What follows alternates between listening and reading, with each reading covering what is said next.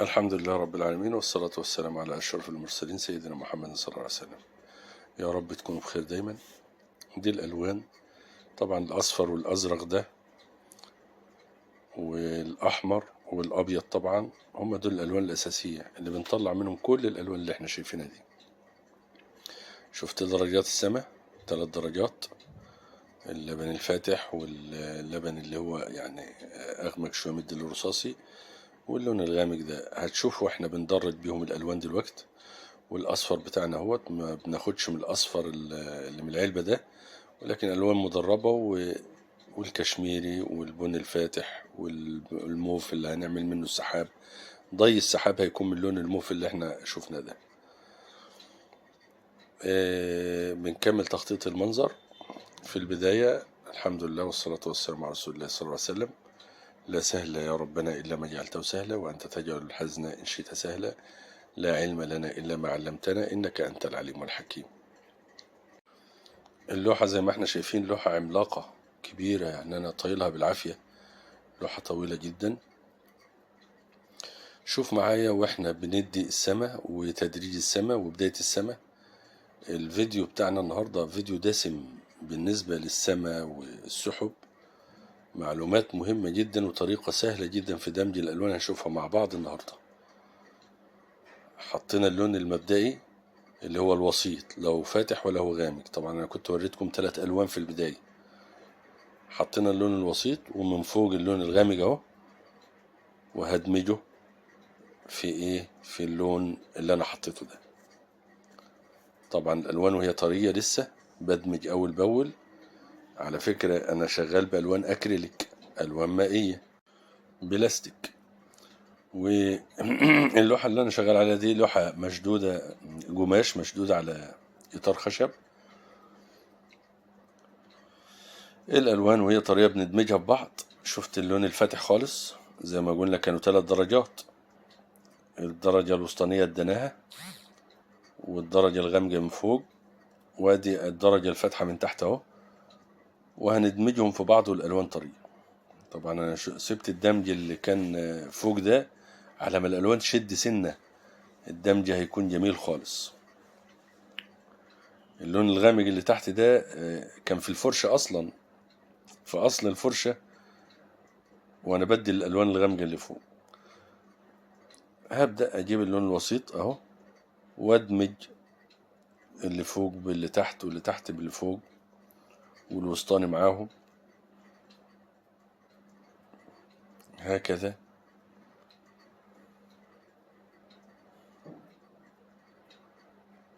بتكون محضر الوانك زي ما شفنا مع بعض، وبتاخد منها على طول، لان الالوان البلاستيك يعني عشان ما تشدش تاخد منها على طول وتحط، تدمج ده في ده. نشف الفرشة، تبدأ تدمج من فوق وانت نازل اهو. يديك التدريج اللون الرائع اللي احنا بنشوفه. اللوحة انا طالع على كرسي عشان اطولها.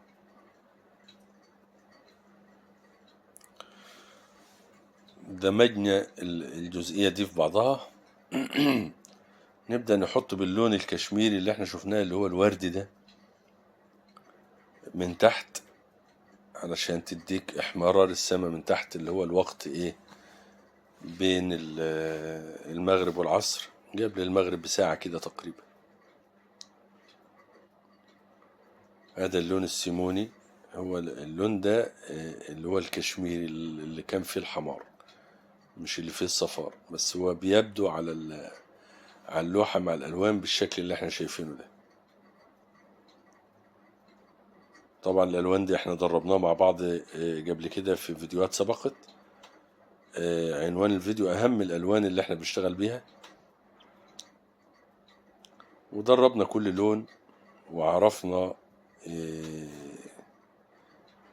فايدة كل لون بنحطه. طبعا اللون الموف اللي احنا شفناه مع بعض برضه اهو، وطالع العقار اللي بيبقى في السماء في الآفاق من تحت، ولسه هغمج اهو. شفت اللون اللي هو الغامق اللي انا بدأت بيه فوق، اللي هو البترولي الغامق ده مع اللون الموف، وهبدأ أوزع ألواني وبدمج ألواني واحدة واحدة زي ما احنا شايفين. مهم جدا طريقة الدمج دي. وطبعا الآخر هنعمل السحابة بعد ما السما تشد شوية، هنعمل السحابة بشكل رائع بإذن الله، هيعجبكم وهيكون فيه فايدة كبيرة جدا. العقار اللي تحت ده في السماء، لو تأملنا في السماء وقت الغروب هنلاقي العقار اللي احنا شايفينه ده، وأدي بداية مسطح المية متأثر بضوء الغروب، واخد اللون الكشميري مع اللون الموف مع اللون اللبني اللي احنا عملنا بالسماء. وشوف الدمج واحنا بندمج الألوان أول بأول قبل ما ندي تأثيرات اهتزازات المية بالظلال والأضواء.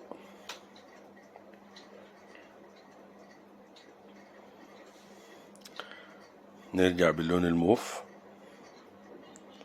اهو،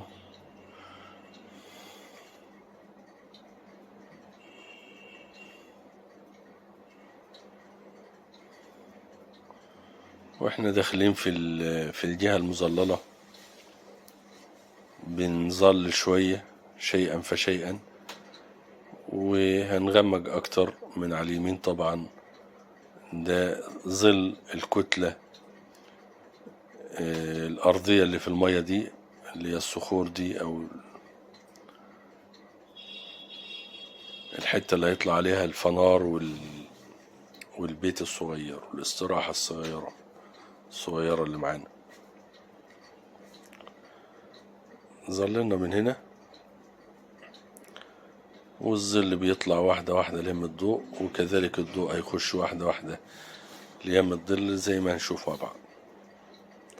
هنا أغمق خالص، ظل أغمق خالص، بحط التدريج اللوني أول بأول وبدمجه وهو طري علشان يديك التسييحة والدمج الرائع اللي احنا شايفينه ده.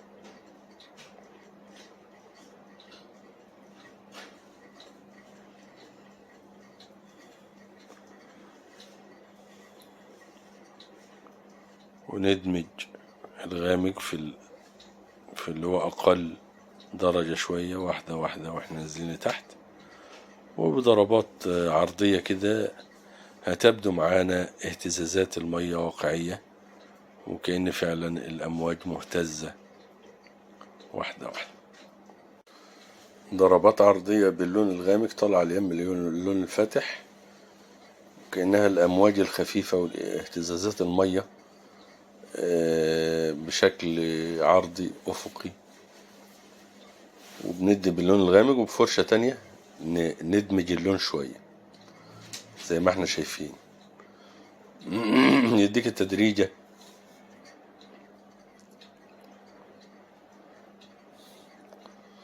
وكل ما ببعد كل ما ادي الضربات دي أقل شوية وأكتر شوية، وبدمجها برضو أول بأول بفرشة. بدي الضربات الغامقة، فرشة تانية بدمج الألوان في بعضها، علشان بعد ما ادي الضربات الغامقة دي بسبق لكم الأحداث اهو. هضرب نفس الضربات دي ولكن باللون الفاتح، اللون المضيء، اللون الموف الفاتح. هيبان وانا بحطه كده كأنه ايه يعني في الحمار كشميري كده. وانا رايح ليم هناك بخلي الضربات ما فيهاش تباين، وبدأت الضربات تكون افتح ليم الإضاءة. اهتزازات سريعة، نقترب بالكاميرا نشوف الاهتزازات دي اهي، وأدى باللون الفاتح وانا جاي من هناك من يم مصدر الضوء ليم هنا. طبعا بفكركم السما دي لسه فيها شغل هنشوفه مع بعض بشكل رائع. باللون الفاتح الكشميري الفاتح بدي إضاءة المية، وكل ما هدخل يم هنا كل ما الضربات العرضية تكون باينة فيها تباين، وتكبر شوية واحدة واحدة. زي ما رحنا اليم هناك كانت بتصغر، واحنا جايين بتكبر اهي. على كل ضربة غامجة انا كنت ضاربها باجي في الاعلى كده وبدي الضربة الفاتحة دي، ودي الاضاءة عشان تديك الامواج اللي ايه اللي هي فوق بعضها دي. وهو زي ما قلنا كل ما بنقترب كل ما الضربات بتكون كبيرة وبينها واسع. وفوق كل ضربة غامجة انا ضربتها بدي الفاتحة، جسر ظل وجسر ضوء زي ما تعودنا مع بعض، ومحافظة على المكان اللي هو مظلل. يعني ايه، بدخل فيه بحذر شوية. وحتى الأضواء اللي هتكون في المكان المظلل شفت أضواء مطفية شوية ما فيهاش الحمار في الظل، يعني أضواء باللون الرصاصي كده ايه اللي هو أفتح شوية من الأرضية شفت.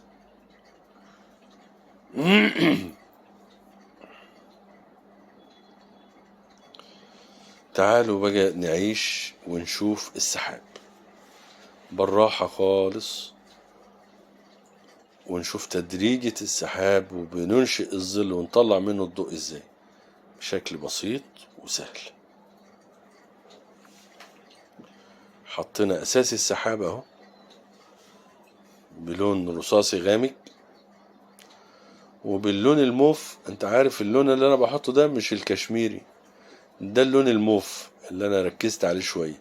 اوريه لكم، تعال نشوفه عشان تعرف ان اللون على اللوحة غير اللي موجود في العلبة. وده سر من اسرار نجاح الضوء والظل. شوف اللون الفاتح اللي احنا شايفينه ده، يلا بينا اوريه لكم. هو ده، شفت اللون الموف ده؟ هو ده والله اللي انا بدي فيه اللون الفاتح اللي انت شايفه ده، مش ده. يعني انت مفكر ان انا بدي بده؟ لا ابدا. اللون الموف ده اللي انا وريته لكم. شوف باين مع السحابة ازاي باين كأنه وردي، ولكن اللون الوردي هو اللي تحت. شايف اللون اللي في الافق بتاع السماء؟ هو ده اللون الوردي او الكشميري. انما لون ضوء السحابة اللي انا وريته لكم ده. فمهم جدا. فالواحد كان ممكن يحط لون فاتح زيادة عن اللزوم، لون ابيض خالص ويدي اضواء السحابة، فكانت ما بتطلعش السحابة، بتطلع شكلها شاذ جدا والوان شاذة جدا. مش ده اللي بنشوفه في الطبيعة. فده مهم جدا تكون واخد بالك. والكلام ده توصلت له بعد عناء. انت يعني السر من اسرار السحابة الالوان نفسها ودرجاتها. يعني اللون الغامق اللي انا وريته لكم حطيته في الاول، ده اللون الغامق في درجات السماء، وبعد كده حطينا عليه بالموف الفاتح اللي احنا شفناه مع بعض. وبندمج الالوان اول باول على سطح اللوحة بتاعتنا زي ما احنا شايفين. باخد من لون الموف اهو، ما خدتش غير من لون الموف اللي انتوا شايفينه ده. ما حطيتش ابيض اطلاقا، ولا حطيت وردي اللي هو الكشميري اطلاقا. لا، اللون الموف مع اللون الغامق بتاع السماء اللي هو مدي للرصاصي اللي شفناه مع بعض، كانت السحابة اللي معانا دي. وبفتح كل تفتيحي باللون الموف. احيانا بتكون درجات الالوان في الحقيقة او لوحدها على الباليتة شكل، وهي على اللوحة في وسط الالوان اللي موجودة شكل تاني خالص.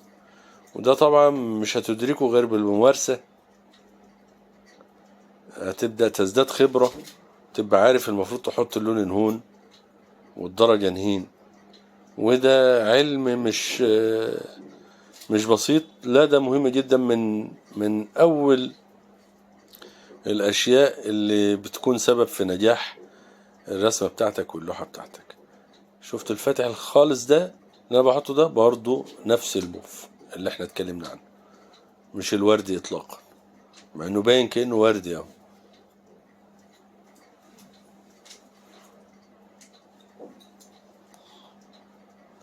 وطبعا كل ما بنزل تحت في السحابة كل ما بدي إضاءة، برضو الفرشة بتكون خلاص نشفت شوية والإضاءة فيها جلت شوية، بندي إيه وإحنا نازلين تحت. دخانة، حتت فاتحة وحتت غامجة فيها أهي، باللونين فقط اللي أنا وريتهم لكم، اللون الغامق بتاع السما اللي هو البترولي ده، واللون الموف اللي احنا شفناه من شوية.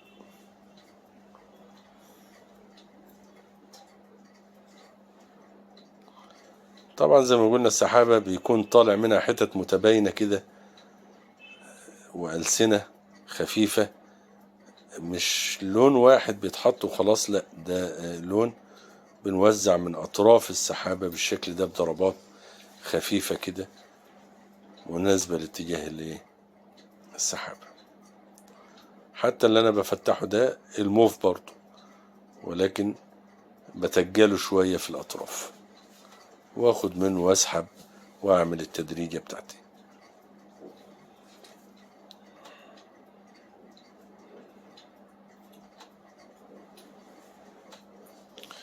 وتحت هنا اللون اللي انا بحطه ده اللون الوردي،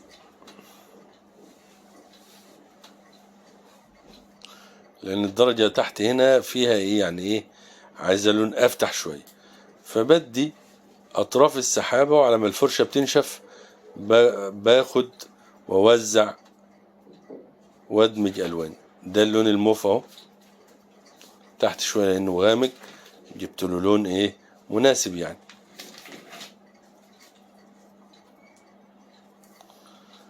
ودرجات السحب وألسنة السحب في الأفق في السماء من تحت كده بتكون بالشكل ده، سحب بعيدة جدا، ولذلك ملامحها برضو صغيرة وضعيفة. أدا السماء خلصت بفضل الله. نروح بقى للجزئية الكتلة، كتلة الصخور بنحط في أصلها باللون البني أهو، نحط لون بني جديد لسه طري علشان هحط عليه بأضواء فاتحة باللون البني الفاتح، الدرجات اللي احنا شفناها مع بعض من شوية. وأبدأ أدي مسطحات وأنزل بألسنة فهتبدو وكأنها صخور. طلعت فوق اهوت بالفاتح، وباخد من البني اللي أنا حاطه تحت وبطلع لفوق، وباخد من الفاتح اللي هحطه دلوقتي وأنزل لتحت أهو، علشان تديك تجاعيد الصخور وجلجلة الصخور المحطوطة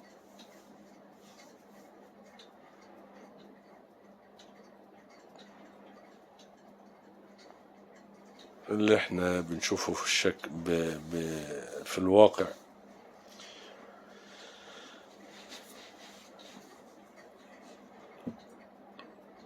وهنا الأرضية اللي فوق الصخرة فوق الهضبة دي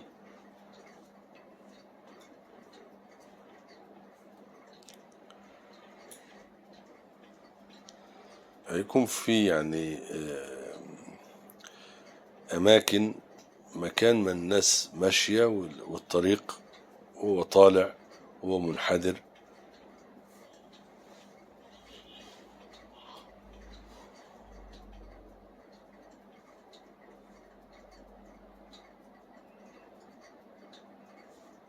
هذا المسطح باللون الفاتح اهو، وبالغامق اللي هو بين البنين، الغامق اللي تحت اللي احنا حطيناه في الأصل، ونازلين عليه بالفاتح واحدة واحدة.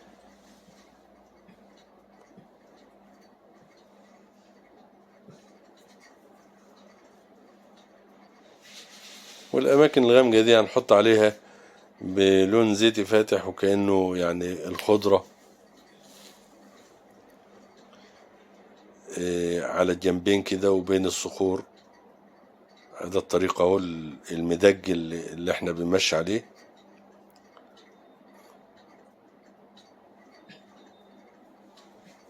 ومنحدر واحنا طالعين. طريق بين الصخور وبعضه كده، بين الصخور وبعضها.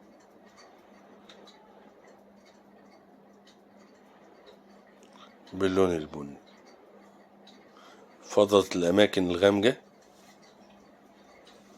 نسيب الأرض ونروح لعنصر تاني على ما الأرض تنشف. البيت أو الاستراحة اللي جنب الفنار، أدا السقف بتاعها باللون البرتقالي اللي واخد للطوبي. الجزئية دي في مظللة، مش في وش الضوء. ودي برضو مظللة، الجزئية من البيت.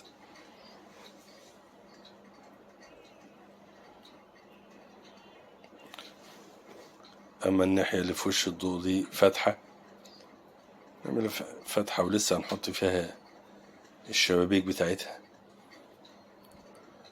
بنحط الملامح المبدئية زي ما تعودنا مع بعض، والملامح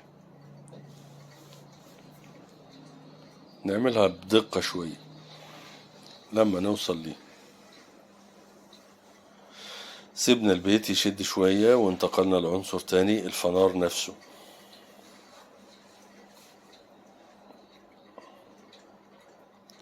فنار واخد شكل دائري اسطواني كده، ضيق من فوق واسع من تحت، ولكن بنظلله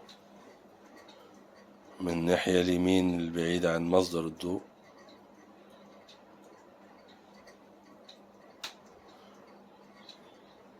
ظل مناسب للون الفنار ورصاصي أصلا. ومن ناحية الشمال هندي إضاءة عالية خالص، وندمج ألواننا في الفنار نفسه واحدة واحدة. نزود الظل هنا كده، أيوة، دمج أول بأول. ونزود الظل في الجزئية دي عشان يديك مثلثية كده مع دوران.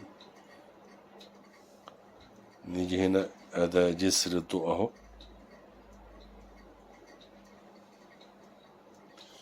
بدأناه من تحت شوية علشان الجزئية اللي فوق دي تبقى مضيئة ولكن أقل إضاءة شوية، عشان نعرف نعمل تدريجة الضوء برضو أهي. الضوء داخل على الظل والظل داخل على الضوء، فبيديك التدريج اللي احنا شايفينه ده. طبعا ده في وش مصدر الضوء، فواخد إضاءة عالية خالص الفنار بتاعنا.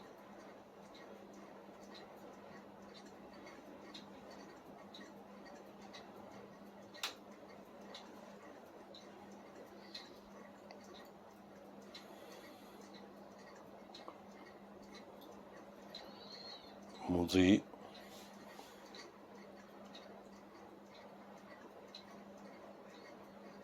هكذا.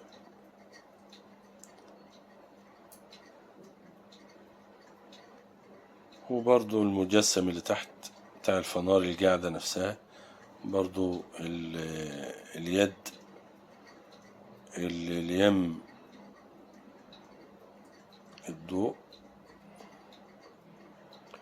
المساحة المقابلة للضوء أو الجدارية المقابلة للضوء واخدة ضوء عالي خالص هكذا.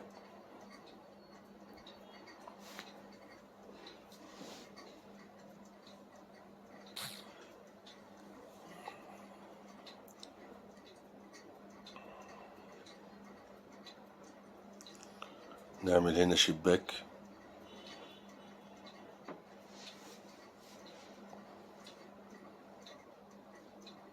وبرضو هنا فتحة كده إضاءة،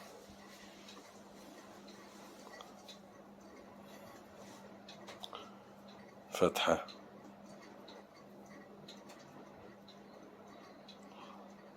شرفة.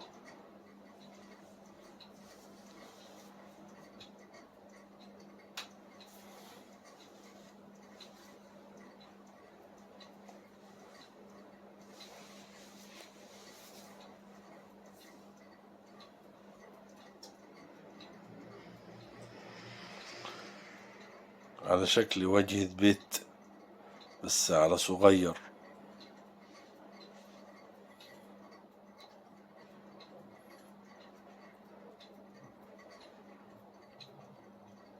الفتحة بتاعتنا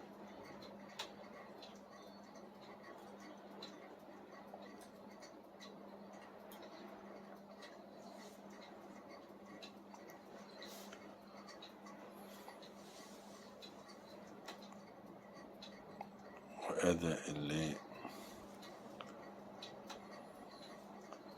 خشب المشبك ده. ونرجع ونطلع نعمل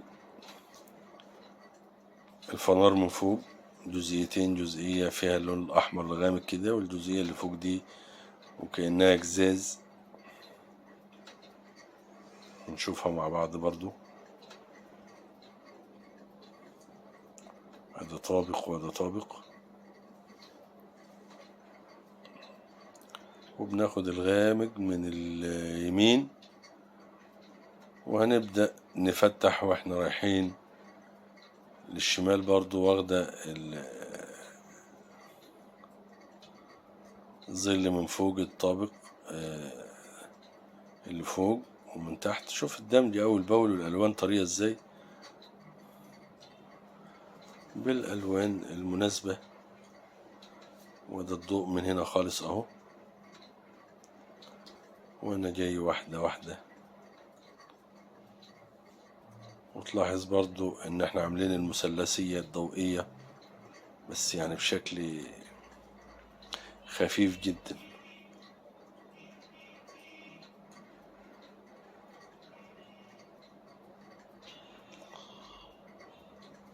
مش واضح لان العنصر ده من بعيد.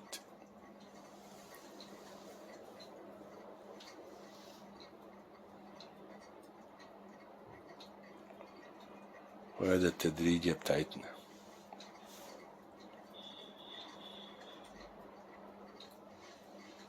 فاضل الجزئية اللي فوق خالص، هتكون يعني ايه كأنها زجاج. ولكن احنا بننتهي من جزئية جزئية بالراحة كده، وبندمج ألواننا واحدة واحدة بشكل بطيء. هذا الجزئية اللي فوق هتاخد ألوان تانية. طبعا الجزاز هياخد ألوان الرصاصيات اللبنيات مع الأبيض، لمعة الإضاءة في الوسط كده غامق شوية اهو. طبعا الطابق لازم نعمل الطابق، وبعض الظلال هنا كده.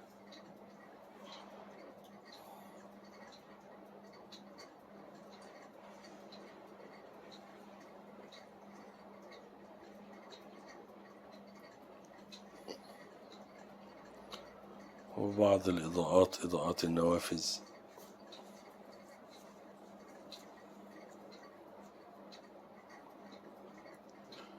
والسقف الهرمي اللي هو في النهاية خالص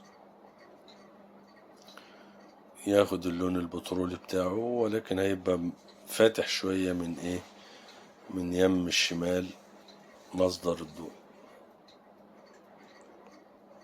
ولكن بحافظ على الظل من تحت واليم الايه واليم اليمين. ودي نهاية المبنى اللي هي بتكون في نهاية البرج اهي، فنار.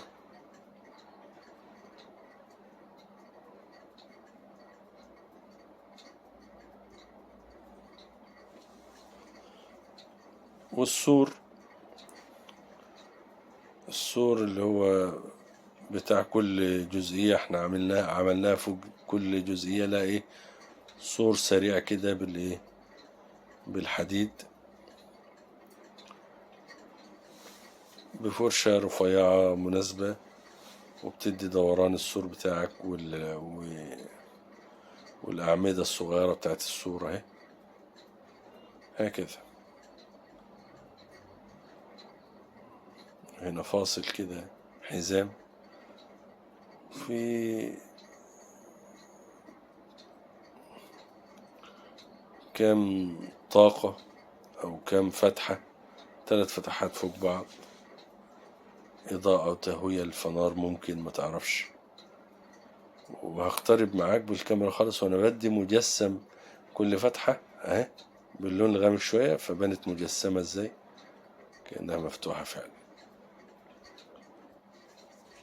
وهذا الشباك اللي تحت بنظل حوالين الحلق بتاعه عشان يبان. كل الشبابيك بتتعمل بالشكل ده، وحتى شبابيك الاستراحة اللي جنبنا دي اتعملت بالشكل ده برضه.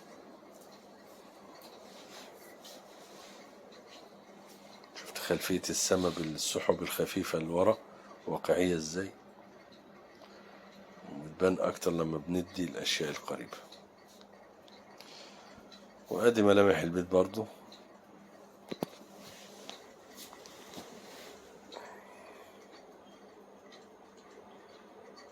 فتحة كبيرة وفتحة صغيرة، فوق كده مناور،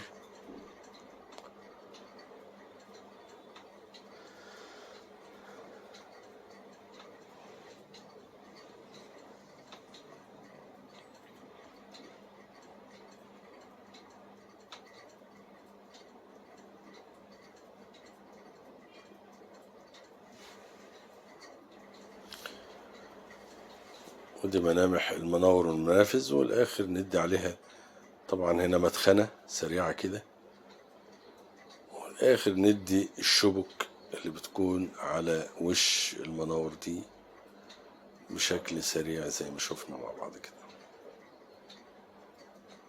اهو.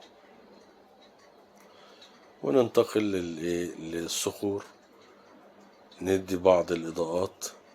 طبعا الأجزاء المقابلة للإضاءة بتاخد إضاءة، وبندي مسطحات وبننزل بألسنة زي ما شفنا قبل كده واحنا بندي الصخور ده بالشكل البطيء قبل كده.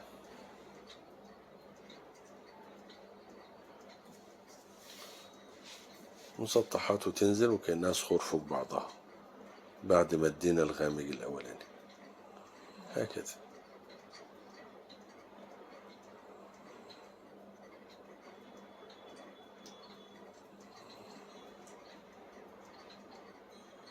الأجزاء اللي هي مقابلة للضوء بتكون فاتحة شوية.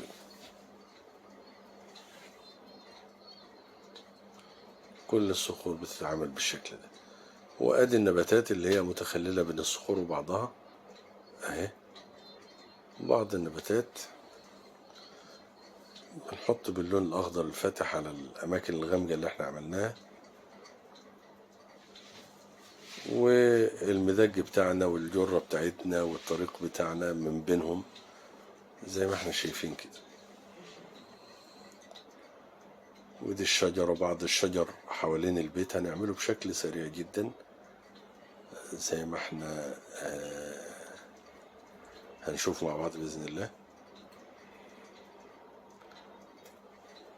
نباتات وخضرة، وفي أشجار باينة من ورا البيت اهي، أشجار الصنوبر بلون زيتي. سريعا بنعملها، ادت شكل معانا. كمان شجرة تالتة، وفي شجرة نعملها جنب الفنار اهي. شفت الأوراق بتعملها بسرعة زي باللون الزيتي اهو، وبتطلع فروع وأغصان الشجرة يمين وشمال زي ما احنا شايفين، ونازلة بشكل مخروطي.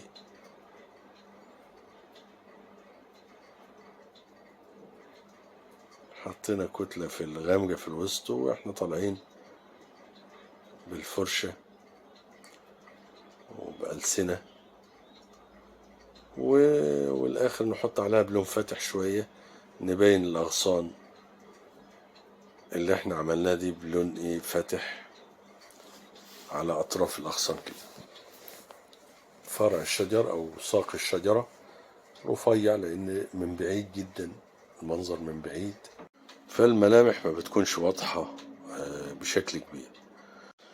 وفي ختام مشوارنا ورحلتنا بفكركم بالإعجاب دعما لنا كي ينتشر الخير على أيديكم، وعلى أمل لقاء بكم ومنظر جديد وأجواء جديدة ومعلومات جديدة وملامح جديدة. لكم مني أطيب المنى وأسمى الدعوات، والسلام عليكم ورحمة الله وبركاته.